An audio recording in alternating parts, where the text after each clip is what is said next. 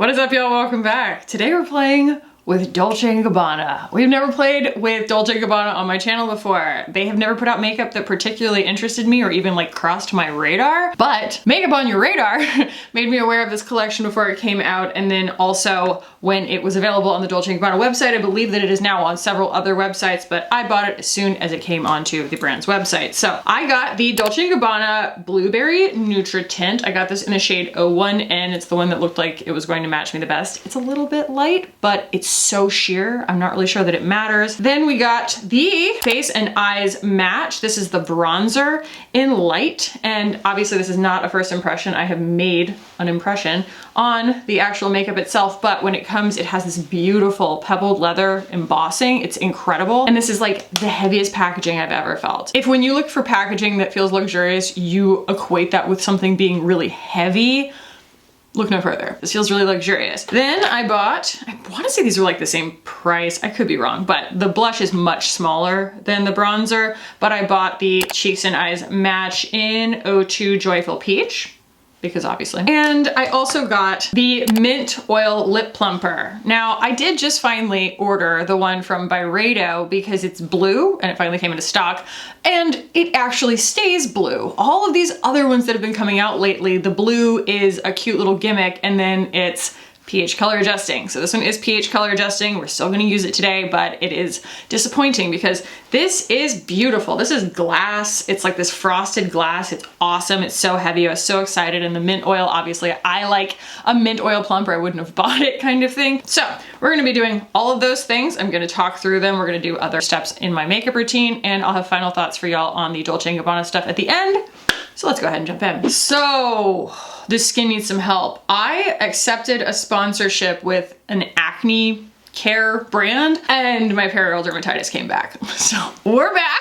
We're back to treating that, which means that it is like a mission in keeping my skin as dried out as possible, as long as possible, because that's what makes it go away. Not ideal, but we're going to just put something that's a little bit more cosmetically elegant on my skin so that the Dolce & Gabbana doesn't look like total crap when I put it on my skin. Like, that won't be very fair to the foundation. So I'm going to start with the RMS Supernatural Radiance Serum SPF. This stuff's gorgeous, and it does me a lot of favors. It hides a world of sins because it's got this really fantastic iridescence to it. It comes in 3 shades, and it really looks like an under eye corrector for fair skin, but just all over your face. All over your face. All right, so Refer sent me some stuff. They sent me some brushes and a couple of their makeup sponges, and I thought it was really funny to show before and after. I know that this is always kind of that like fun visual shock value, but I feel like this sponge grew more than a lot of other makeup sponges that I have. I have seen the Urban Decay one. That one grows so huge. Like, it's ridiculous. It's like half the size of my face once it's done, but still, this easily grows to twice its size. So it's very satisfying. They sent some eyeshadow brushes as well, so maybe we'll use those. Let's go ahead and put on the Dolce & Gabbana Blueberry Nutra Tint. Here's the component. Obviously, it's already got my fingerprints all over it because I have been using it. I would say that this is like my 5th time wearing it, and I was concerned initially that it was gonna be too light, so I think I was mixing it initially with some other things, but it is so sheer that it kind of doesn't matter that it's super light because it goes so thin on the skin. And then I also got the bronzer and the blush and everything. So also I have so much pigmentation that it's kind of like, I mean, yes, it's still a little bit light, but it's so much lighter than my face. Like, that's why it looks so kind of jarring and contrasty right when I apply it, is just because I have so much pigmentation, not because it's a bad match for my skin tone. And the undertone is a good match. So that to me is more important. And I'd rather it be too light than too dark, but I do want to actually show the performance of the product on its own. See, like, split the difference, it's not that much lighter than my neck, and the actual undertone is pretty good. All right, now that I'm reflective, I'm going to turn my light down. There we go, so that you can kind of see what's going on here. It is a very low coverage product, and even though it's supposed to be, you know, a hydrating skin tint, obviously I'm at the far end of the dryness spectrum, but I do find it to be pretty like hybrid in terms of its finish. Like, you know, it's kind of a natural finish. I would not say that it's like particularly dewy, but then again, my skin instantly drinks up all moisture, so use that to gauge your own expectations. So let's see if it'll build just a little bit, because that was literally just one kind of like squirt, right? Gonna grab the other side of the sponge. The sponge doesn't seem to be soaking up that much product, which is kind of cool. Maybe it's just because it absorbs so much water. I am not a scientist, so don't listen to me. Wow, that looks like I'm baking. Yeah, like all of this up here is like I purged, because I mean, my skin purged because I started using a glycolic. It just broke out so badly, and now it's caused a lot of discoloration in my skin, and I can't continue with the actives to let it finish its purge cycle, because then the acne medication gave my skin such a bad reaction. So I had to cancel that partnership. I told them this morning, I was like, I don't think that this is gonna work. And they were in agreement, and it's just unfortunate. I need to like go see a dermatologist and get it figured out, and I don't want to be put back on antibiotics. Okay, so we built a second coat pretty much, and I would say we still got like a 1.5 in terms of my arbitrary scale of coverage. Like if you're unfamiliar, I mean like a 1.5 out of 10. Now it's worth noting, the first ingredient in this skin tint is mica. The first ingredient. It has more mica than it does any singular liquid. So bear that in mind. It does have a beautiful luminosity to it, but it is pretty on its own kind of iridescent. I wouldn't say that it necessarily has individual sparkle particles in it, but like if you look closely at my hand, even after I like wiped it off, you get mica. Like you're gonna see mica. Mica is a naturally occurring, it's a mineral. So that might make it cling to dry patches, and it also just might make it not super flattering for dry skin. You can see it's kind of accentuating some of those spots. It's just not as hydrating as I wanted it to be. And I would prefer that it had a little bit more perfected and blurred of a finish, something about kind of the suspension of that much mica. It's gonna show texture. Now granted, you're seeing the sunscreen under it, but the sunscreen is obviously like luminous, but it isn't, I don't think, like glittery, you know? I have my misgivings, especially because like something comparable to this, like the Lisa Eldridge, my skin loves it. The only reason, and a lot of people ask me this, but the only reason I didn't include the Lisa Eldridge in my top shelf video is because my skin has been hot garbage, and so I haven't been wearing it that much because it doesn't have very much coverage. I need the under eye corrector from Sigma. The Cool Neutrals palette from Sigma is finally coming out, but it is already out on Neiman Marcus. I really don't know what the regulations and rules are around that kind of thing, because it happens a lot. This is Angie's FO2 Singe Beauty. Like when the first Byredo palette that I got, well, the big one, the Remembrance palette came out, it came out on Bergdorf's like a month ahead of everywhere else, and then it sold out, and then Byredo put it on their website and other places got it temporarily until it sold out there as well. But it's really weird how that happens. I would think that brands wouldn't want that to happen, but it happens a lot. So I don't know. If anybody knows, clue us in. So yeah, this is the Sigma little color correcting duo. Helps me not have to wear quite as much concealer because it just sort of like obscures things. And it very much is similar to the RMS SPF that I just used. Like that's basically the same color. Yes, my face is lighter than my neck, but also it's just reflective versus just natural skin here. That's gonna be another thing that obscures it in the light. So I'm gonna go in with a little bit of the Tower 28 concealer here. I got a lot of comments in my last video after I said, hey, you know, I might stop using this on camera because I feel like it's giving such a strange array of experiences between people that I keep hearing from, you know? People are having issues or one thing or another, but the feedback was like a lot of people being like, yeah, you know, everything's like that, so just live your life. Or that it worked really well for them or whatever. So I don't know, I'll try and kind of diversify the offering going forward, but this is the one that I've been using personally. I just like it. So, but just bear in mind, like go get shade matched in store. They have it on pretty much every display now at any Sephora. Just don't buy it blind. But also, you know, Sephora in the US will let you return it. All right. This does set down on its own. It's like drier than my preference in terms of its dry down, but it also means that I can kind of go straight in with a bronzer and not feel like it's gonna just gum everything up. So again, this is the shade 01 Light, and she is a pretty light yellow by comparison to a lot of the bronzers that I use. So let's swatch this against my other ones, including the new RMS, because those are the ones that we used in the last video, and it's just a valuable comparison. God, that just goes right in with my undertones. That's the Gucci. All right, so it's extraordinarily similar to the Hermes in terms of its undertone. It's a little bit fairer. And this is a Beach Rock Betty, tan lines, and then that's the Gucci right there. So these two are the RMS. So I would say that if, you know, I like the formula, it's a pretty good match for the same shade that I wear in the Hermes, which is the lightest shade. Let's go. I'm putting this on a 102 from BK. I find this to be a pretty good shade for me, but also I am a little more golden than neutral, and so this is something that can look a little bit more natural on me. Understand that if that's not the case for you, it will probably contrast against your undertones and it could look too yellow. So I feel like I can kind of get carried away with it. But at the same time, it's like kind of like that Hermes in the sense that it isn't giving bronzer as much as it's just kind of giving life, you know? So I think that that's why. I'm not gonna say that I love it as much as the Hermes formula, but it does have more color to it because the Hermes isn't technically a bronzer, so it is more like a bronzer version of that color. Now, as I have worn this, I will say, like, I'm really glad this isn't a first impression. It's why I try not to do very many first impressions if I can help it, is that when you first put this whole face of makeup on, it looks a little dusty, you know? Give it an hour, everything like smooths itself out regardless of whether I put on a setting mist. So I've been impressed with it, like when I catch myself in the mirror an hour later, because it all melts together on its own. Some makeup is like that. Let's find us a blush brush here. So we're going to now go in with the Cheeks and Eyes Match in 02 Joyful Peach. Use this like 10-year-old brush from Real Techniques, because why not? This is lovely.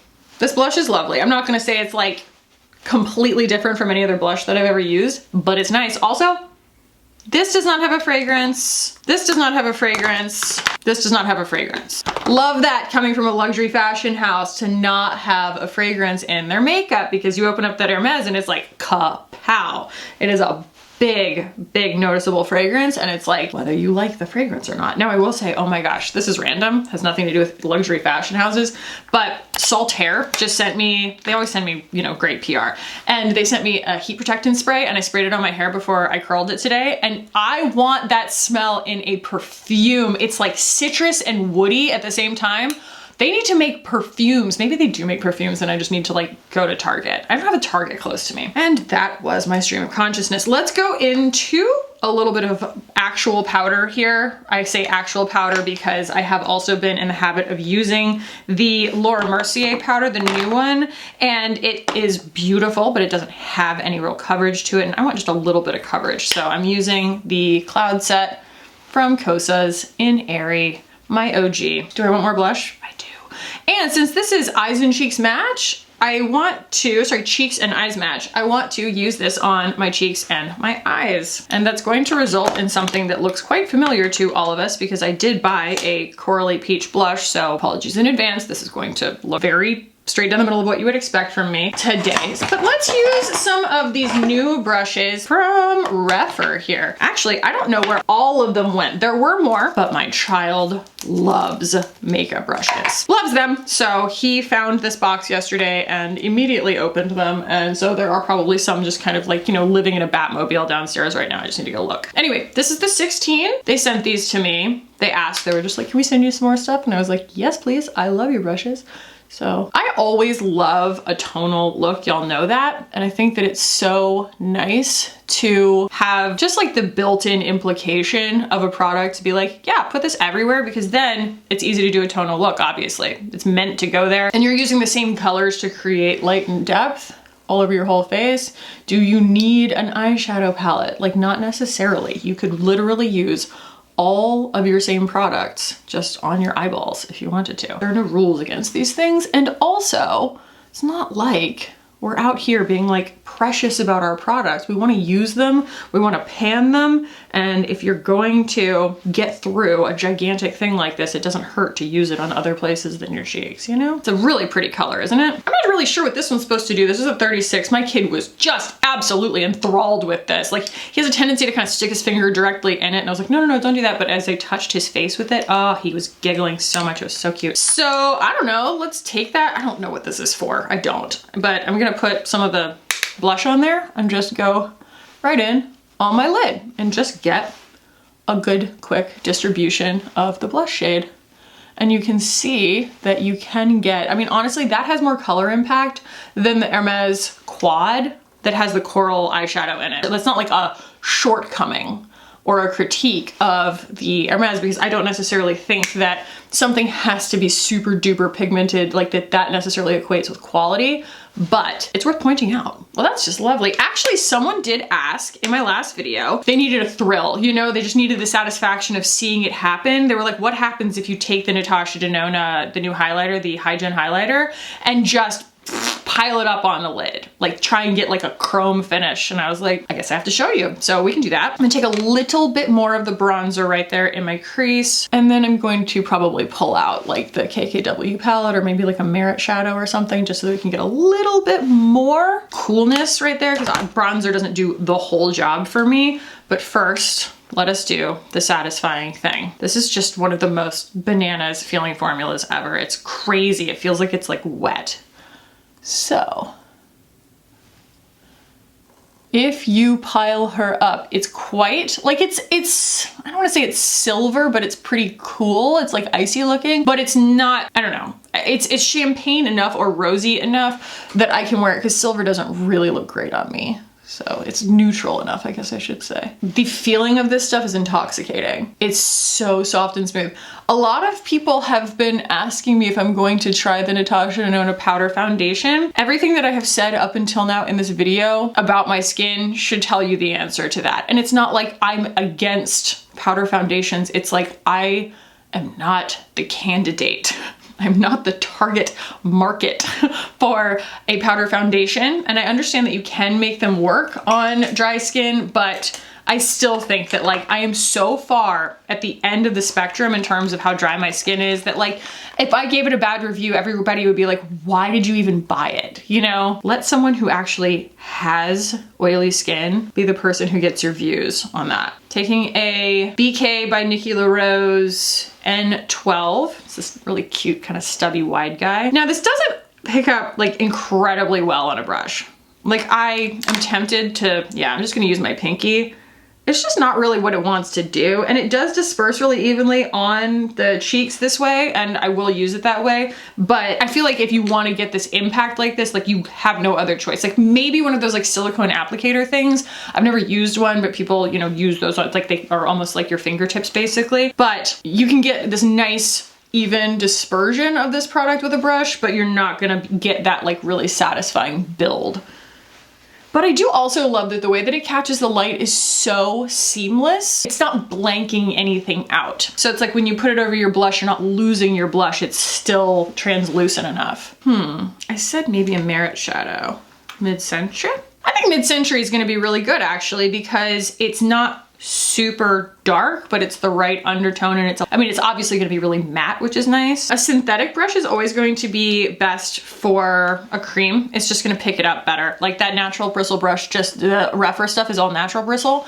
It just doesn't pick it up. It's so weird because it picks up powders way more effectively than a synthetic brush would. So it's kind of, I've learned, important to have both in my collection. I'm gonna need something a little bit fluffier to blend that because I have not done an A+ job of blending it. I love like a flat brush for this. It's, you know, flat and fluffy. It gives you sort of a paintbrush angle on it, but it still blends. So this is the Angie Hot and Flashy A501. I'm acting quickly because I don't want this to like completely dry down while I'm trying to manipulate it. There we go. There we go. A little bit of Mid-Century. That's nice. That's nice. I like that. I think that we do need a cream blush on top of that blush. I want to use the Kaja just because I have loved it and I haven't been using it as much on camera as much as I like it, you know? And this is still really satisfyingly dewy, but it is not so creamy and emollient that it's gonna break my makeup up. And honestly, I like the bronzer, but I could be bronzer. Like I kind of want to use a little bit of the Makeup by Mario because I do still feel like my face is sort of a different color than my neck. I'm gonna use just like a little bit, just a little bit. I'm gonna put this on this big Yenza brush. My really big bronzer brush that I love from BK is downstairs in my bathroom, or I would totally use that. But the point is to have something that you don't have to buff. I just want to tap. Oh, that's so much better. I know that like most people probably wouldn't even notice the difference, but it makes all the difference in the world to me. Okay, let's do my brows and my mascara and my eyeliner. And then we'll come back and talk about this lip. I have to admit in advance that I'm probably going to be disappointed by this lip, but you know, it is what it is. Oh, I just got inspired. Wait a second. Wait. Editing khaki hates me right now when I call an audible and add steps, but like we have the Natasha Denona highlighter right there, and then we have like the coral, but like really nice bright coral on my eyes. Yeah, we're gonna bridge the gap with a tiny bit of Blaze from Hourglass in the scattered light. Oh, it's just everything. It's just everything. Yeah, I don't know. Again, something that maybe only I would notice, but I found it thrilling. Okay, let's do the rest of my eye makeup real quick.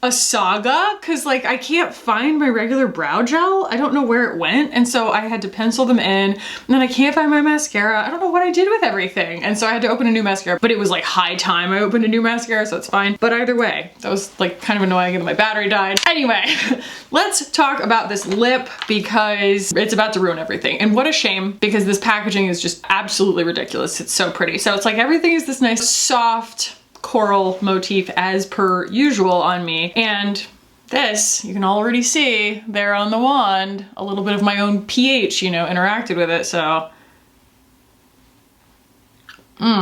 it smells good. It's got kind of like a mint cotton candy thing. It's a lovely consistency of the oil, and it's not the worst, but I just wish it was clear. And it does have a little bit of like a floral taste to it. It's not that I'm never gonna wear it again. It's just not a color profile that I typically go for. Although I did just put a lot on, and oh, I can taste it. Oh my God. Oh my God. It's really floral.